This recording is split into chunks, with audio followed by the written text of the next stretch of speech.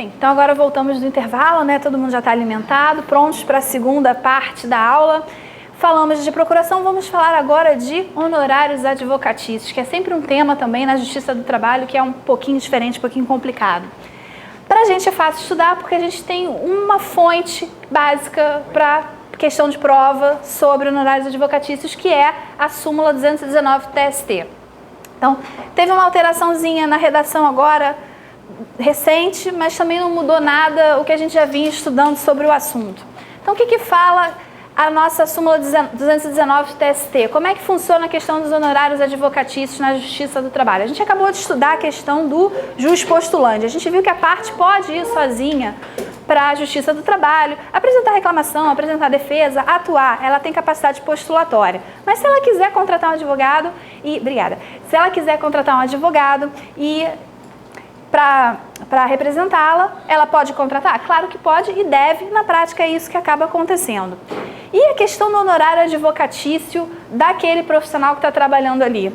Tem a questão do honorário contratual, que é aquele que você contrata com o profissional cliente, um percentual X, um valor fixo. Não é isso que a gente está estudando aqui. Esse honorário contratual é livre, você vai contratar o que você quiser com o seu advogado, o advogado vai contratar o que quiser com a parte. O que interessa aqui para a gente é o honorário sucumbencial, aquele honorário advocatício que decorre da lei, que decorre aqui desse entendimento jurisprudencial. O que diz para a gente a súmula 219? Diferente do que vai acontecer no processo civil fora da Justiça do Trabalho, primeira coisa que a gente tem que lembrar é que o honorário advocatício não decorre da mera sucumbência. Como é que é a regra geral fora da Justiça do Trabalho? A parte que perde, ou seja, a parte sucumbente, paga o honorário advocatício da parte que ganhou, da parte vencedora. No processo do trabalho isso é assim, a gente vai ver que não decorre da mera sucumbência. Só vai ter pagamento de honorário se tiver enquadrado nessas hipóteses aqui da súmula 219 do TST. Então, grande questão, a parte tem que estar o quê? Assistida por sindicato da categoria profissional. Então, cuidado aqui, sindicato da categoria profissional. Então, a gente está pensando isso aqui, o quê? Do empregado. Então, só vai ter direito a honorários advocatícios se a parte estiver representada, se o advogado dela for advogado de sindicato. Então, o advogado tem que ser advogado do sindicato. E a parte tem que ser o quê? Tem que ser pobre, ou seja, receber menos de 2 salários mínimos. Ela tem que comprovar a percepção de salário inferior ao dobro do mínimo legal. Então, esses 2 requisitos, ele vai ter direito a honorários advocatícios, ou encontrar situação econômica que não lhe permita demandar sem prejuízo próprio da sua família. Então, ou ele vai requerer, ou ele ganha menos de 2 salários mínimos. Se ele é a parte pobre, está assistido pelo advogado do sindicato, ele vai ter direito a honorários advocatícios. Então, decorre da mera sucumbência? Não. É óbvio que só quando for sucumbente é que isso aqui vai acontecer. A regra geral é a mesma, a parte que perde vai pagar o honorário da parte que ganhou. Mas a parte que perde só vai pagar se ela estiver assistida pelo sindicato de categoria profissional e comprovar a percepção de salário inferior ao dobro do mínimo legal ou declarar que está em situação econômica que não lhe permita demandar sem prejuízo do próprio sustento ou da sua família. Tranquilo? Comprovou essas 2 situações, vai ter direito a honorários advocatícios. Tem que perder? Claro que tem que ser a parte que perde, paga o honorário da parte que ganhou. Quanto... Oi? Tem caso que a parte que ganha, ela só ganha 70%. Se a pessoa não ganhar tudo e não perder tudo, aí você está perguntando, ganhou um pouquinho e perdeu um pouquinho, como é que fica? No processo civil a gente vai ter uma regra própria. Aqui na trabalhista, se o empregado ganhou uma coisinha, ele já é o vencedor. Perdeu 10 pedidos, mas ganhou um pedido, já é o suficiente para ele ser considerado o vencedor. Quando é que ele perde? Se ele perder tudo. Parcialmente, para a gente, é como se fosse procedente. Se ele perder tudo, aí realmente não. Mas se ele ganhou um pedido, já é suficiente. Vai ter aquele negócio de sucumbência recíproca, vai dividir 50%? Não, isso para a gente não tem. Não vai fazer proporção. Ganhou 3, perdeu 4, vamos calcular. Esquece tudo isso. Ganhou um empregado, já é suficiente, ele é vencedor. Perdeu tudo, aí realmente ele perdeu tudo, já era. Princípio da proteção. Então é dessa forma. A gente não vai ter aquela coisa, vai pagar metade dos honorários, vai pagar... Isso a gente não vai ter aqui nessa hipótese de honorários sucumbenciais. Essa é a regra do processo civil. Então a gente esquece isso agora. Outra diferença que a gente tem, no processo civil, o honorário é o quê? 20, né? 20%, geralmente é 20%. Aqui a gente pode ter um honorário de 20%? Não, porque o juiz vai fixar no máximo 15%. Pode fixar menos? Se a prova vem assim, sempre dê 15%, obrigatoriamente 15%, pode ser 10%, pode ser 5%, pode ser menos? Pode. O juiz é que vai avaliar ali quanto que ele tem que dar, quanto ele acha que merece aquele advogado e vai dar até 15%. Se ele der 10%, tá correto? Tá. Se ele der 5%, pode. Agora, se ele der 20%, ele pode dar 20%? Não, porque aqui a nossa regra é só até 15%. Então, cuidado com a regra do processo civil. Oi. Exatamente. E ela tem que ser empregada. Então, para ter direito aos honorários, ela tem que estar assistida pelo sindicato. Ela tem que ser, eu estou chamando de pobre aqui para não ter que ficar repetindo isso aqui o tempo todo. Realmente não é legal e declarar que não tem... Tá, então, mas não é pobre, isso não vai aparecer na prova de jeito nenhum, tá? A expressão pobre é só para simplificar. Ela tem que estar, primeiro, ele tem que ser o empregado. Empregador aqui esquece tudo, ele tem que ser o quê? O empregado tem que ganhar ação. Pode ganhar só um pouquinho? Pode, mas ele tem que ganhar. E esse empregado, ele pode ter contratado o escritório do Joãozinho? Não, ele tem que ter contratado quem? O sindicato, o advogado do sindicato. Então, empregado com advogado do sindicato, pobre e perdeu a ação, vai ganhar honorário? Não, porque além disso tudo ele tem o quê? Ele tem que ganhar alguma coisa. A outra parte, as partes sucumbentes, é que vai pagar o honorário desse advogado. Então, para ter essa situação de honorário, empregado com advogado do sindicato, pobre, que ganha ação, aí sim a outra parte vai pagar os honorários para ele. Quanto? Até 15%. E a gente tem essa regrinha aqui que é mais ou menos nova. Honorários advocatícios serão devidos nas ações rescisórias, nas causas em que o ente sindical figure como substituto processual e nas relações de trabalho que não sejam relações de emprego. Então, isso aqui também está previsto tudo ali na súmula 219. Então, para estudar essa parte da matéria, a gente tem que saber bem o que está previsto na súmula 219. Agora, nas relações de trabalho, não tem a mesma regra do honorário. Relações de trabalho. Como é que fica essa questão das relações de trabalho? Relações de trabalho que não sejam relações de emprego. A gente vem entendendo que relações de trabalho que não sejam relações de emprego, a gente vai aplicar a regra geral. Aí vai ser sucumbência, não sei o que, aquela regrinha normal que a gente conhece. Que isso aqui seria só para questão mesmo de relação de emprego. Mas essa questão, como ela não está assim muito expressa em lugar nenhum, ela é mais difícil de aparecer, mas vamos ficar com essa ideia na cabeça. Isso aqui é para relação de emprego. Estou falando de emprego. E outras relações de trabalho. Muita gente entende que no caso de outras relações de trabalho que estejam na Justiça do Trabalho, a gente vai aplicar o quê? Honorário, a regrinha normal lá do processo civil. Ok? Até porque está falando de sindicato profissional, você está falando de relação de emprego para aplicar essa regra aqui. Essa última setinha aí, então esse último vai pela regra geral.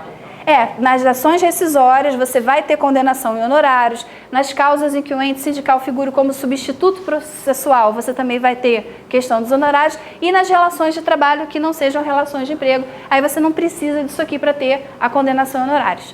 Tranquilo? Vamos então continuar aqui. Vamos ver os exercícios. Para o TST, o juiz postulante das partes estende-se ao mandato de segurança.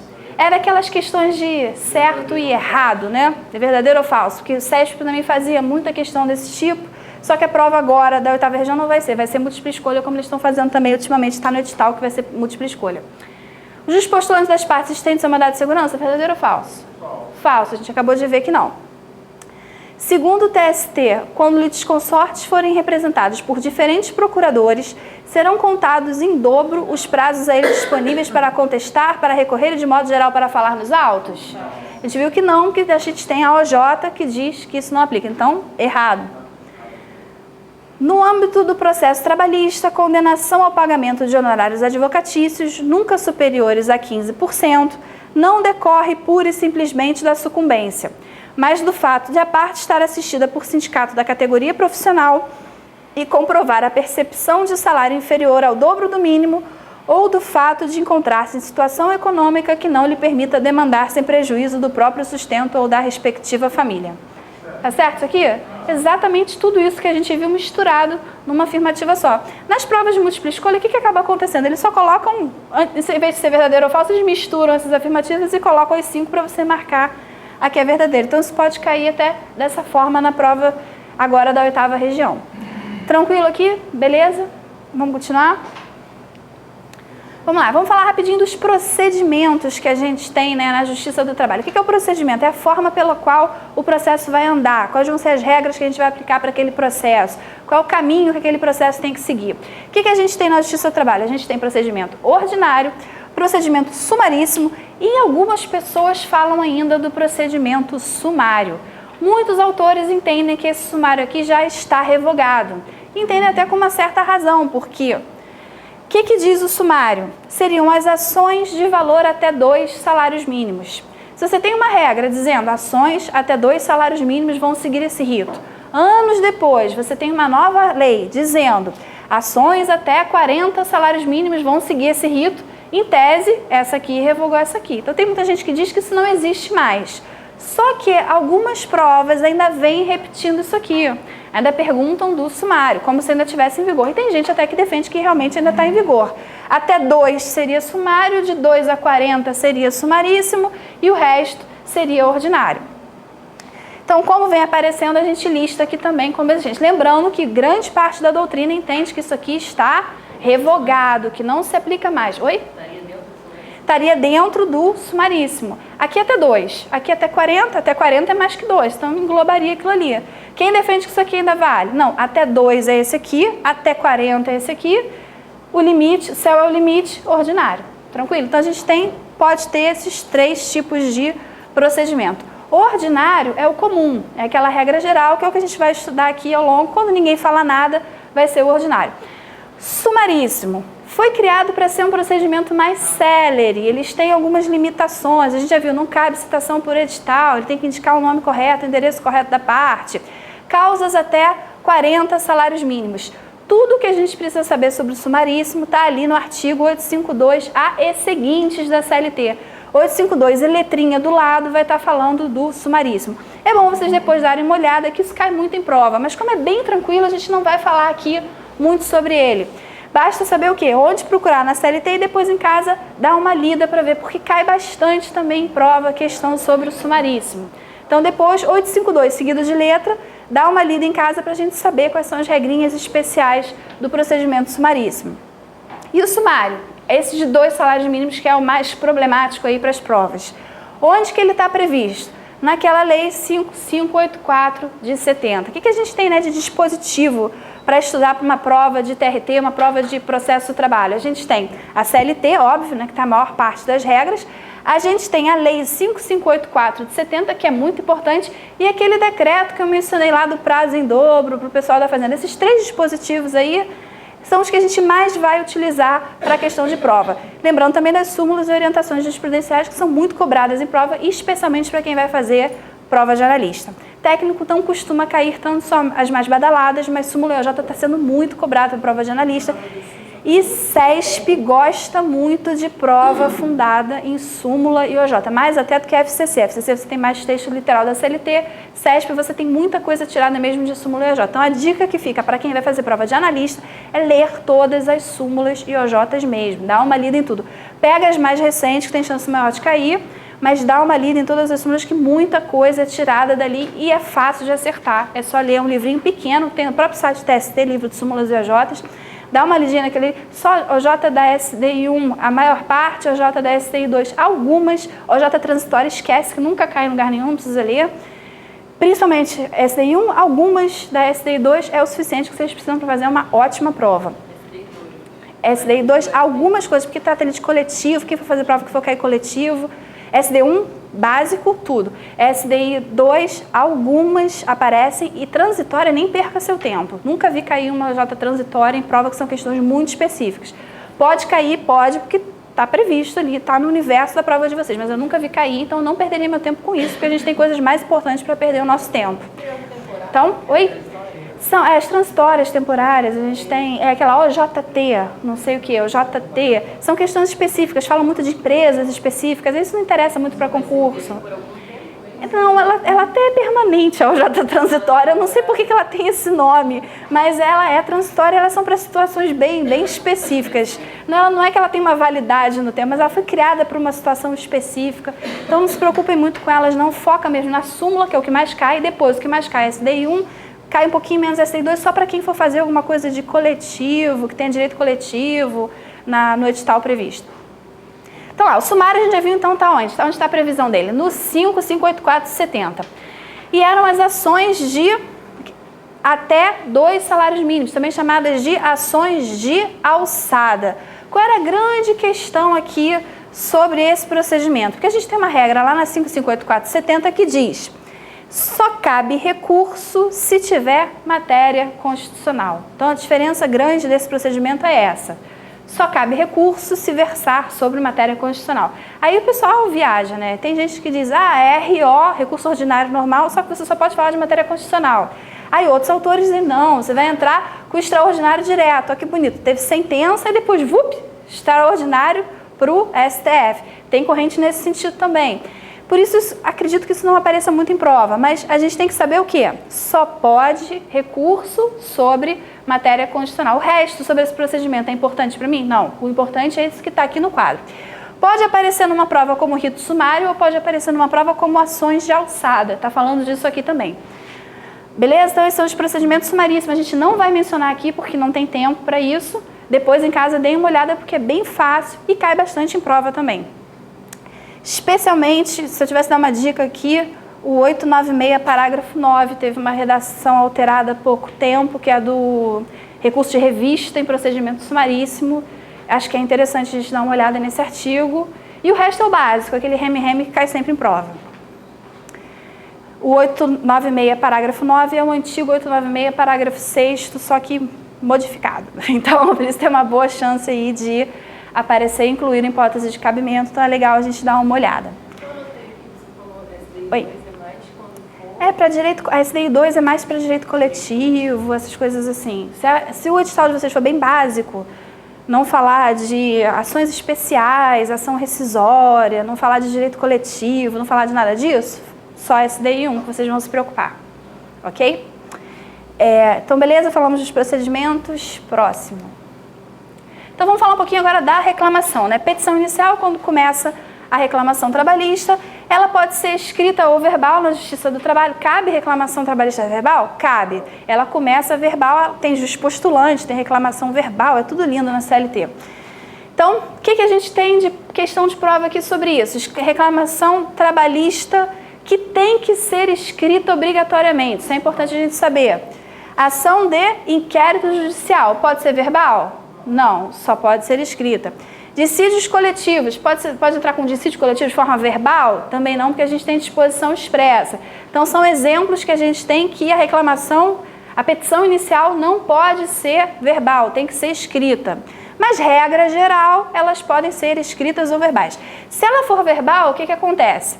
Será reduzida a termo em 2 vias datadas e assinadas pelo escrivão ou chefe da secretaria, como está lá no 840, parágrafo 2º. Depois que reduziu a termo, ela virou uma petição escrita e a gente continua igualzinho até o final. Então, só o início dela que é diferente. Eu posso apresentar de forma verbal? Pode. Mas depois ela vai ser reduzida a termo e virou uma reclamação escrita, continua dali até o final. Questão também que sempre aparece em prova e pode gerar uma dúvida. Já vi cair em prova e já vi muita gente errar por causa de besteira.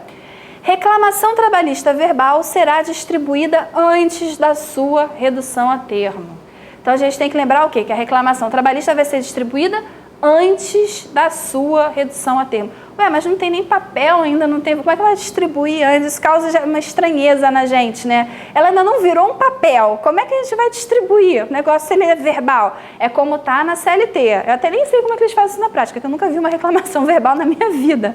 Mas a previsão está lá, algum lugar deve acontecer. Então, o que a gente tem que lembrar? Reduz a termo e depois distribui para uma vara? Não, distribui e depois reduz a termo. Não, quem vai reduzir a termo não é na vara? Não acabei de falar ali antes que era escrivão, não sei o quê, chefe de secretaria, não é na própria vara que isso vai acontecer? Se acontece na vara, é porque tem que ter tido o quê? Distribuição antes. O que é distribuição? A gente viu regra de competência material, a gente viu regra de competência territorial. E na competência territorial, a gente tem mais de uma vara? Você vai ter que distribuir ali para uma das varas. Então, a verbal será distribuída antes da sua redução a termo. Artigo 786, caput da CLT. Sendo distribuído, o reclamante deverá, salvo motivo de força maior, apresentar-se no prazo de 5 dias ao cartório ou à secretaria para reduzi-lo a termo, sob pena de perda pelo prazo de 6 meses do direito de reclamar perante a Justiça do Trabalho. Aqui a gente está falando do quê? Do Instituto da Perempção. Já ouviram isso lá do processo civil, né? O que é a perempção? É você perder o direito de ingressar com uma determinada reclamação, com uma determinada ação. Na Justiça do Trabalho a gente tem perempção? Cuidado com essa afirmativa. A gente tem perempção o quê? Provisória. A gente tem perempção definitiva? Eu já vi questão de prova falando que a gente não tem perempção, porque perempção é o quê? Perder o direito. A gente perde o direito de vez? Não, mas a gente tem perempção só da forma provisória. Por que eu estou dizendo que ela é provisória? Porque na Justiça do Trabalho o máximo que acontece é você perder o direito durante 6 meses. E depois de 6 meses? Depois de 6 meses, beleza, pode ajuizar reclamação trabalhista normalmente. Tem alguma hipótese que eu vou perder o direito de vez? Eu nunca mais vou poder entrar com aquela reclamação? Não, você vai esperar 6 meses e pode voltar. Então, a grande diferença é o quê? Que a nossa perempção é provisória. E a gente tem na CLT 2 hipóteses de perempção provisória. A primeira delas é essa aqui que a gente acabou de falar. Distribuiu a reclamação, o reclamante tem que ir lá na vara, salvo motivo de força maior, lógico, para reduzir a termo. Ele tem que ir lá contar a historinha dele para aquilo virar um documento escrito, reduzir a termo aquela declaração, e aí sim a gente continuar o processo de forma escrita. E ele tem o prazo de 5 dias. Não foi em 5 dias que acontece, perempção provisória, 6 meses ele não pode ingressar com nova reclamatória. E a outra hipótese que a gente tem, eu falei que eram 2 hipóteses, essa aqui do arquivamento. Se o reclamante der causa a 2 arquivamentos seguidos da reclamação trabalhista, por não comparecimento à audiência, sem motivo, faltou audiência, sem motivo, também vai acontecer perempção provisória. Quando o reclamante falta audiência, o que acontece? Arquiva aquela reclamação trabalhista. Ele pode faltar sem motivo e arquivar a reclamação? Pode. No dia seguinte, ele pode entrar com uma nova reclamação? Pode. Aí aquela nova reclamação vai ter uma nova data da audiência, nananana. Aí se ele falta de novo, arquiva de novo pelo mesmo motivo, faltou a audiência. No dia seguinte ele já pode entrar com uma nova? Aí ele vai ter que esperar o prazo de 6 meses. Está no primeiro arquivamento isso? Não, é no segundo arquivamento. A ausência do reclamante sem motivo. Faltou sem motivo, arquivou, deu causa a 2 arquivamentos, perempção vai ter que ficar de castigo durante 6 meses sem ajuizar essa reclamação trabalhista. Vamos falar um pouquinho também das audiências. Como é que é a audiência? Já viu o horário, a gente já viu essas questõezinhas aí quando a gente estava falando dos atos. E na audiência é óbvio que todo mundo tem que estar presente, né? Reclamante, reclamado, juiz, senão não vai ter audiência, as partes têm que estar presentes. Tem previsão de tolerância para atraso da parte? Não. E para o juiz a gente tem? Para o juiz a gente tem previsão de tolerância de 15 minutos. Então, na hora marcada, vai ser feito o pregão. O que é o pregão? Você chama o nome daquelas partes que estão lá no corredor da vara do trabalho, chama para que elas entrem, faz o pregão para que elas entrem na audiência, a audiência comece. Se as partes não estiverem lá, a gente tem alguma previsão de atraso para isso? Não. Se a parte não está lá na hora que chama, perdeu. É falta. E o juiz, se ele não estiver lá na hora da audiência? Aí a gente tem uma previsão de tolerância de 15 minutos. Então, estava na hora da audiência, mas o juiz ainda não chegou, as partes esperam lá os 15 minutos, depois elas podem ir embora, desde que registrem isso no livro de registro das audiências. Aí deixa registrado que as partes compareceram para evitar qualquer problema depois. E para o juiz tem essa tolerância de 15 minutos, que para a parte não vai ter. A parte tem que estar lá na hora certa. E se o reclamante não puder ir no dia da audiência, a gente já viu que se o reclamante falta, vai arquivar. Mas se acontece alguma coisa que a CLT chama de motivo poderoso, e ele não pode ir no dia da audiência. Se por doença ou qualquer outro motivo poderoso, o reclamante não pode comparecer, o empregado não pode comparecer pessoalmente no dia da audiência, ele pode se fazer representar por outro empregado que pertence à mesma profissão ou pelo seu sindicato. Então, a regra que a gente tem aqui na CLT é essa. Empregado que não pode ir no dia da audiência, o que ele faz? Manda qualquer outro empregado. da mesma profissão ou seu sindicato. A CLT, ela saiu com um errinho de grafia quando ela foi feita, né? Aqui não era um motivo poderoso, era um motivo ponderoso. Só que saiu com erro no texto oficial, ninguém consertou, e motivo poderoso também acho que é suficiente, né? Para a pessoa não ir no dia da audiência. Então ficou desse jeito, então na prova deve aparecer o poderoso mesmo, que é o texto oficial. Então, o motivo poderoso que ele não vá na audiência, ele pode se fazer representar por o quê? Outro empregado da mesma profissão ou pelo seu sindicato. Aí o outro empregado da mesma profissão chega lá no dia da audiência. Vai acontecer a audiência? Ele vai fazer o quê? Pedir para adiar. É óbvio que na prática isso aqui nunca acontece, porque na prática o advogado vai, leva um atestado, né? Tudo fica resolvido. Mas a regrinha da CLT é essa, para o reclamante, para o empregado, melhor dizendo, outro empregado da mesma profissão ou seu sindicato. Acontece a audiência? Não, a gente só vai adiar aquela audiência. E o empregador? Vamos ver agora o outro lado. Se o empregador não pode aparecer no dia da audiência. O empregador, ele pode se fazer substituir pelo gerente ou qualquer outro preposto que tenha conhecimento do fato e cujas declarações obrigarão o proponente. Então, o dono da empresa precisa ir lá pessoalmente? Não. Ele pode mandar o gerente ou ele pode mandar um preposto. Então, basta mandar uma pessoa com poderes para ser preposta e tudo que essa pessoa fizer vai obrigar o proponente.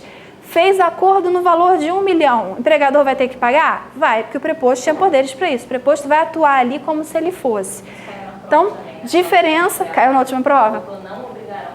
Obriga o proponente. Tudo que o preposto fizer vai obrigar o proponente. Fez acordo de 1 milhão, chegou lá e disse que está tudo certo, que o reclamante tem razão mesmo.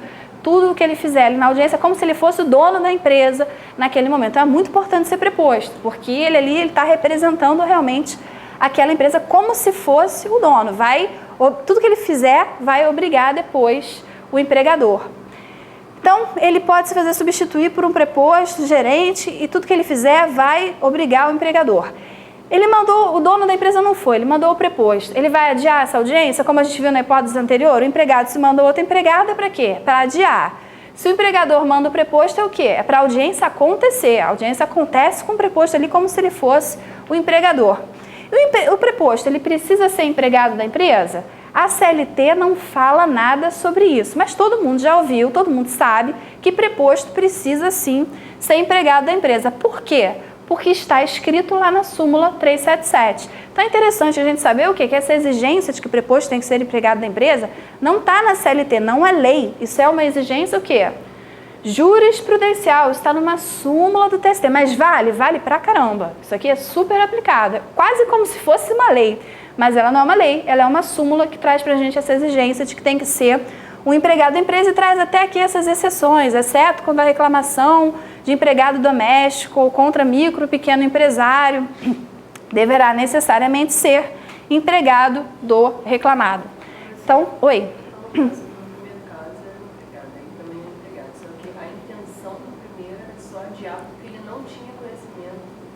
No caso do empregado, ele ficou doente, está passando mal, não pode ir no dia da audiência. O que ele faz? Ele manda o outro empregado da mesma profissão ou o sindicato.